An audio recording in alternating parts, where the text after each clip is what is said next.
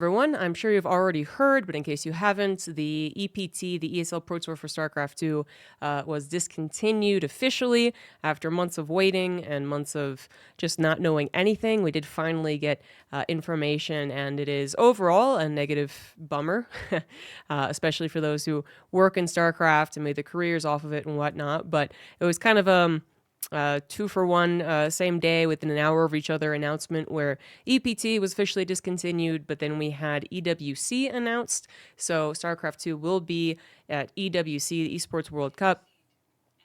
Unfortunately, that means that we don't really have a league or a circuit, which is far more important to the health of a scene.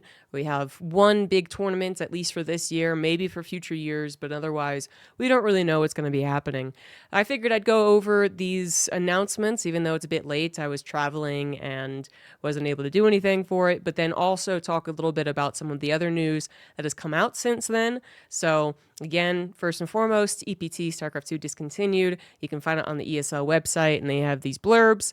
I really do believe that they tried their best to actually get something going as far as a circuit. They talk about in this press release how one of the reasons it's not a circuit actually is basically because they wanted to still do StarCraft. There's a lot of people at ESL who still love StarCraft, but they couldn't get any sufficient funding. So they might be able to get something for like a one-off or something there, or significantly reduce the type of tournament that's going on, right? Like only online commentators and I don't know what else. The players aren't there either or something like that. They could maybe have done that, but in order to keep the prestige level and the expectations for an ESL Pro Tour, they couldn't find that level of budget. And I think that's actually completely accurate. We've been told, behind the scenes as well, that this is why it took so long for us to get any information, is because they were desperately trying to find any last minute solutions to actually continue with the circuit. Now, that said, a lot of people are just going to kind of blow past this and be like, yeah, whatever. Anything they say, it's just going to be not important, I suppose, or just things that they are trying to lessen the blow with. And that's probably true to some extent. But again, I think that a lot of these people really, really do love StarCraft and they really tried. But one thing that I think might not really come through with this announcement, because it's such a huge bummer, is that this doesn't mean that there will never be another ESL tournament. I mean, there might not be. I don't know anything about that. But there might be something that is that one-off, right? That they might be able to afford to do. Again, not being able to do an entire circuit, very different budgets here. But as far as incorporating it into some other events, maybe still having it at a DreamHack in the future, or even at Katowice, but not the Katowice, just because ESL is, a lot of its studios are based in Poland. Something like that could still be possible, but we're back to where we were, I guess, at the end of last year, which is that we're never really going to know what's on the horizon. I doubt we're going to get any type of information very far in advance, but yeah, there could still be something in the future. I don't think they're completely done with us, but as far as the circuit goes, yeah, 100% they are. So then moving on, we do have the EWC announcement. So Esports World Cup, this has been rumored for a very long time, and basically there was times where behind the scenes we were getting rumors where it was like 100% not happening and then 100% happening, and then people with some authority were like, yep, no, it changes every week. They just admitted to that. But finally we got the announcement, what I think they've actually wanted to do for some time, but again, it does sound like the whole rumor, because really a lot we have to go on is rumors, that Blizzard was the one that was kind of interfering with this might still be the case. I know a lot of people equate ESL with EWC because they're both owned by EFG, is that what the acronym is? There's a bunch of acronyms. I'm not going to remember them all. But while that is kind of true, it is worth noting that EWC is really its own thing. Like when all of the ESL people go and work there, right? And it's a very familiar feeling with all those familiar commentators and maybe some of the behind the scenes guys, tweet about going there as well or something. They actually are just, it's more like they were hired out for that tournament, as other tournaments will do, right? They'll have their own tournament name and whatnot, but then they'll go and hire someone who has done a lot of it in the past. So there is a distinction between these two. I see a lot of people blaming ESL for waiting so long to announce instead of blaming EWC, which both are incorrect anyway, I'm guessing. Again, nothing has been confirmed, but ESL and the ESL Pro Tour is really more independent from this EWC announcement than I think people understand. But EWC, for whatever reason, did take forever to finally announce this. And I don't think it was on them. I don't think so. But we just really have no news about Blizzard at all. So that's an unfortunate thing. But that does mean that at the very least, we'll have a guaranteed goodbye, I suppose. I think many of us, unless something drastic is announced very soon, will be using this upcoming Esports World Cup to, give a goodbye to the circuit, to the prestigious, very, very official looking things that have, been our careers for years and years. Like that'll be kind of what we use the goodbye for. So I imagine it'll be very sad. But we'll have that one last hurrah. Hopefully more in the future. Hopefully we'll be back at EWC for many years to come, but we just really have no idea. So those are the two big announcements everyone was waiting for and everyone was curious about. But now, to give you something a little newer to talk about, I do want to talk about some of the initiatives that are happening around the scene, right? Because one thing that really sucks, probably the biggest thing actually, well, the biggest thing is just, the lack of money that's now in, but the second biggest thing about this whole dragging on is that the community never really got that chance that a lot of other communities did when there was a big final announcement that really cut everything off. A lot of communities were able to rally behind it, right? Everyone was really sad. Everyone expressed their grief and demanded to know what they could do to help out. So you had a lot of people waiting in the wings community-wise to do something. Then you also might have had sponsors that are significant to smaller grassroots tournaments, but maybe not significant to like the whole pro tour thing, might have also come out to help out on some of these other esports that have been cut, like Heroes of the Storm, for instance. Way back in the day, one of the most brutal announcements ever. But we didn't have that. And it's kind of seen in the announcement threads on like Twitter or on Reddit or on Team Liquid, where for such a momentous announcement, this whole like discontinuation of a circuit for StarCraft, there isn't a lot of uproar. And I don't think it's because our scene is that small or, people have moved on or like that. But I think it's just like everyone has already gone through the stages of grief. I certainly have. So even though the finale, the final cut was still something that I had to process again, I mean, a lot of us were already thinking about, okay, well, we can't depend on this and we got to move on and we got to go through those stages like back in December. So I think it's the same for the community. But anyway, now that things have finalized as far as where we're at, we do have some of those community initiatives and we do have some more communication as to what could happen to things like map rotations, which I have up on the screen right now, or even balance. Now, to be clear, balance has not had any announcements, because I know that's going to be, someone's going to be in chat being like, ZombieGrub knows something. I don't think balance has been announced. We actually have no idea what's going to happen with the balance patches. But very recently, in fact, just 2 days ago, we did have TLMC announce that they're actually coordinating the map rotations. So many of you know TLMC. It's been a map contest that has happened for years at this point, and it has been where a lot of our ladder maps have come from. Not as many as people hope, and there's been some controversy between TLMC and Blizzard, I suppose, just in the fact that Blizzard would like take a map from TLMC and then either change it or they'd be like, no, we don't want to use those maps. We're going to use like an old map, right? But that's not TLMC's fault. So what's happening, though, is that apparently TLMC is still working with Blizzard to some degree. Now, that's, I would actually say, somewhat significant news, something that could be easily overlooked, but I think is a better sign than maybe we could expect. I mean, it wouldn't have been difficult to believe everyone would say, okay, I guess that's it for balance patches and map pool rotations, because Blizzard clearly doesn't care about us. And while Blizzard certainly has forgotten about us in many ways over the last few years, I do think that they would be unwilling to completely leave StarCraft alone, especially with some potential things on the horizon, such as the shooter that was leaked earlier this year or something like that. Like to just leave the StarCraft 2 IP entirely alone might not be worth it. And to that point, we do have Blizzard apparently still working with Team Liquid to help move these ladder maps and actually rotate them so that we don't have the same ladder for years and years, and then we all have to figure out, what the equivalent to IC Cup would be for StarCraft 2.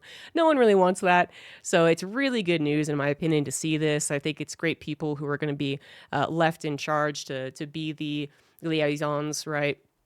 and to help out with the maps, which is very important. And we could even see maybe some more of the map pools as people would expect. That is, more different maps and just more new maps introduced without perhaps as much consideration to the pro scene. I mean, we still want to consider the pros, the semi-pros, I guess you would call them, or whatever. What do you want to call them now?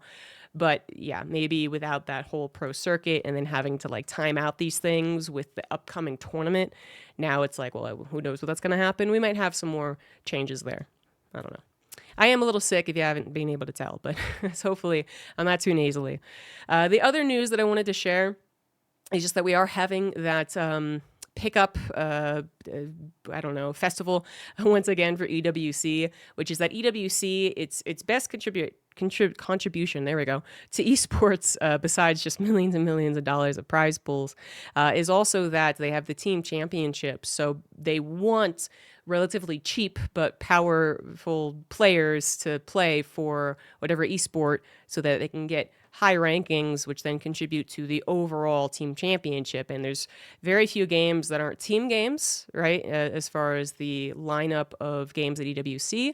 And if you're on a team game, it means that you can pick up one person for probably much cheaper than a lot of other games. And then they could contribute greatly to the club championships, which Clem did last year for Team Liquid. So it's usually pretty worth it for this to happen. It might be one of these things where it only happens for literally 6 months.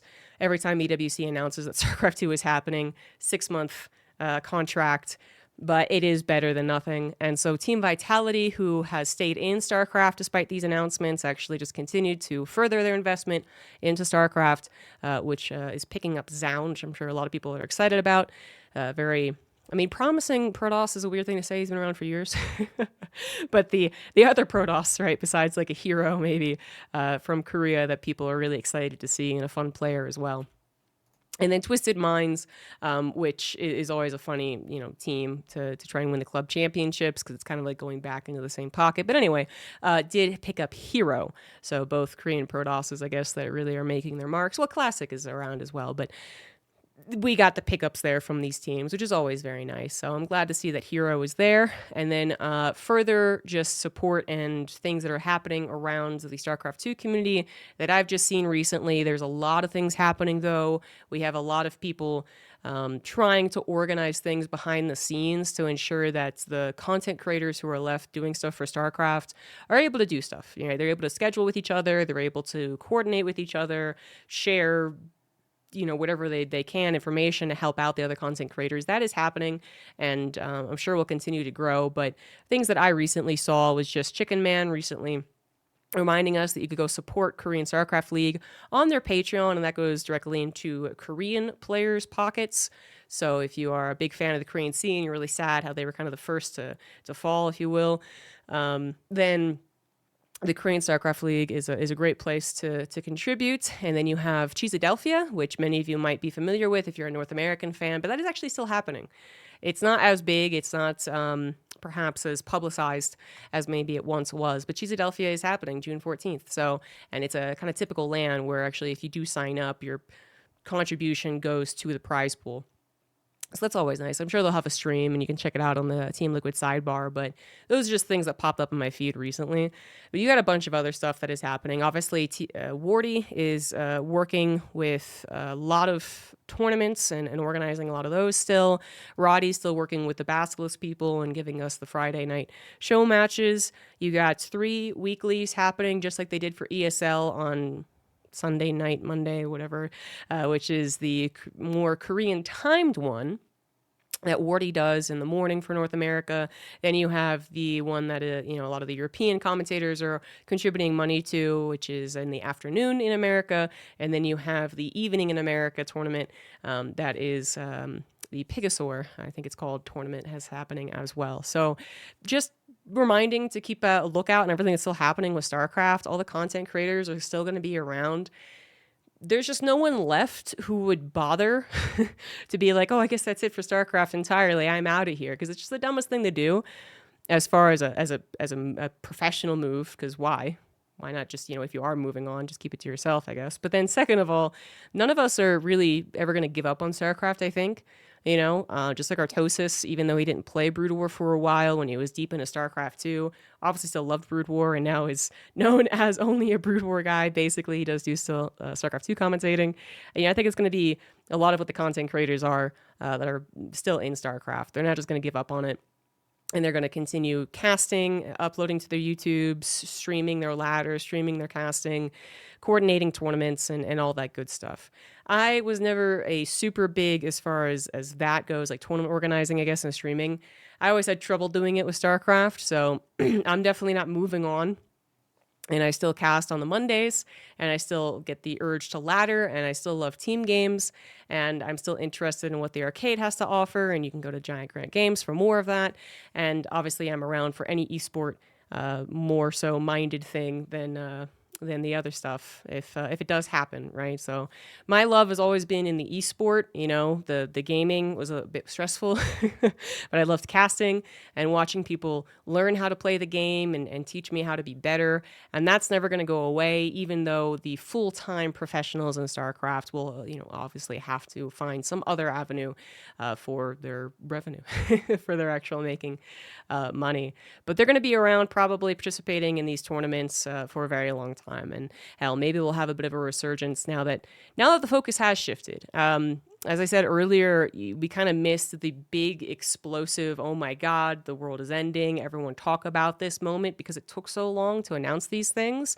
But now that it's settled, now that we have an idea of what's happening, even though it's a bummer, I think we're going to see more moves to that kind of smaller scale content creation, the type of stuff that then can build into some of these other scenes that aren't big circuits, but they have really cool shit going on, like Age of Empires 2, right? They don't have big circuits, but they have like the Red Bull tournament that happens, right? Or they have big content creators that create really fun stuff. I think we'll see that move, and we'll all as a community move away from being totally esports pro minded, which I love, but I understand is not possible anymore. And moving on from that would be best.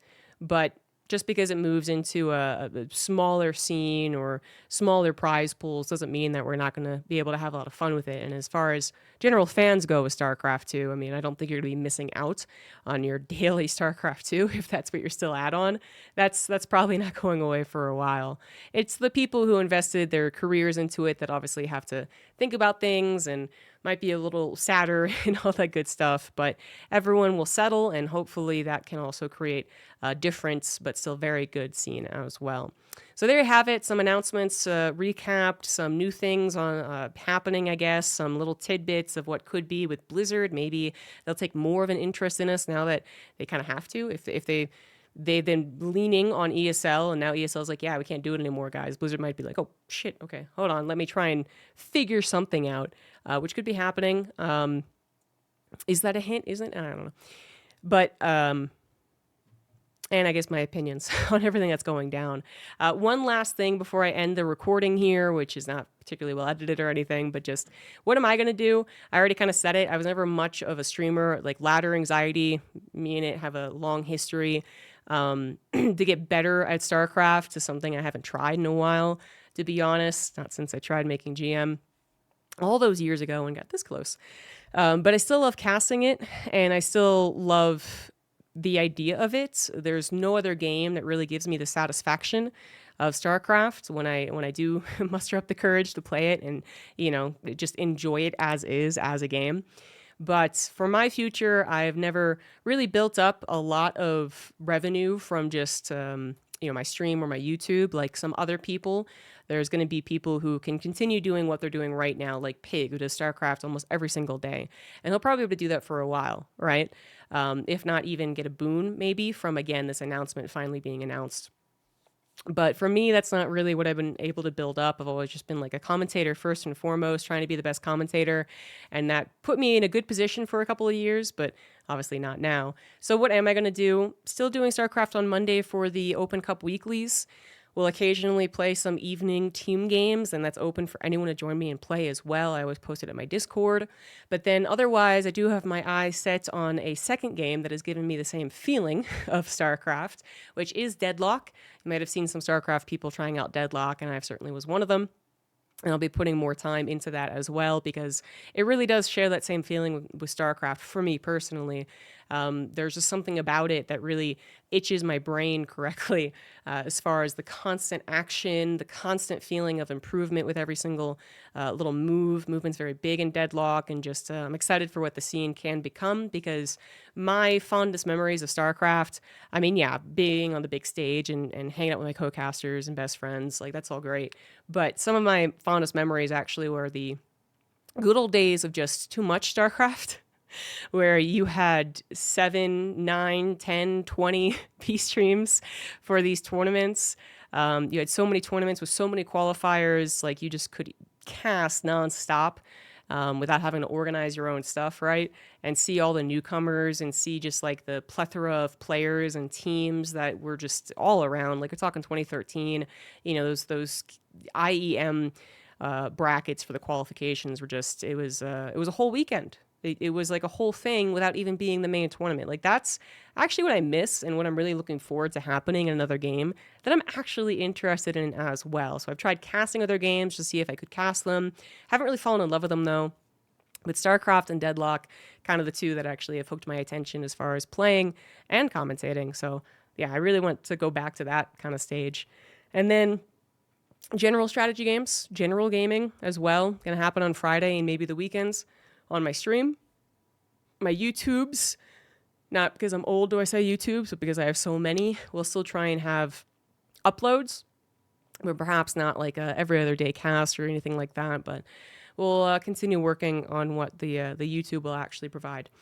But that's the announcement. That's the general stuff right now. And I think that's been a long enough video. So thanks for watching if you've watched all of it. And yeah, just continue supporting StarCraft if that's something that you like doing, right? I mean, there's no reason to stop just because the circuit is gone.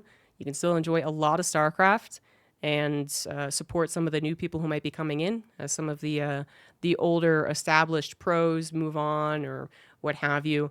It's going to be new. It's a different, new, not as grand, but hopefully just as good. And that'll be it. So thanks for watching, guys, and I will see you in the future for more StarCraft, Deadlock, and general gaming. Bye-bye.